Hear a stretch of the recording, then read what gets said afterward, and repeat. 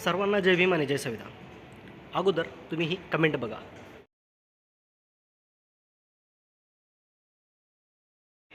तर बघितली भावांनो कमेंट.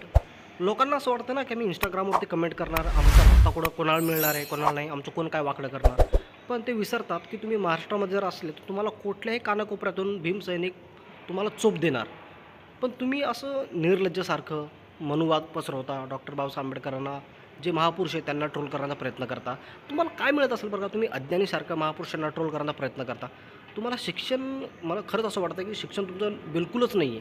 तुम्हाला शिक्षा दिलीच नाही आहे तुमच्या आईवडिलांनी, बरोबर.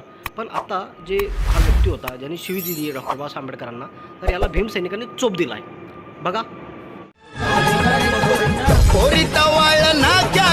वापस कर वापस मी ना बाबासाहेबांबद्दल गलत कमेंट करली. मला नाही सर्व समाज बाबा माफ करावं. जय भीम.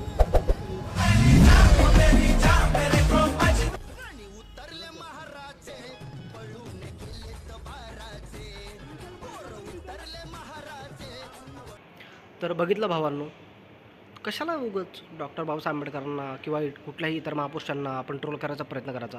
आपण त्यांची उपकाराची जाणीव ठेवली पाहिजे, ठीक आहे. पण आपण मूर्खासारखं निर्लज्जासारखं त्यांना ट्रोल करायचा प्रयत्न करतो, त्यांना जाती व्यवस्थामध्ये बाटण्याचा प्रयत्न करतो. पण हे सरासर चुकीचं आहे. डॉक्टर बाबासाहेब आंबेडकर हे फक्त दलितांचेच नव्हे, ठीक आहे, आपले फक्त भारताचेच नव्हे, ते भारताच्या बाहेरसुद्धा त्यांची चर्चा होतात, बरोबर ना. तुम्ही असं मूर्खासारखं कमेंट नाही करायची, काय नाही, सर्व महापुरुषांचा आदर करावा.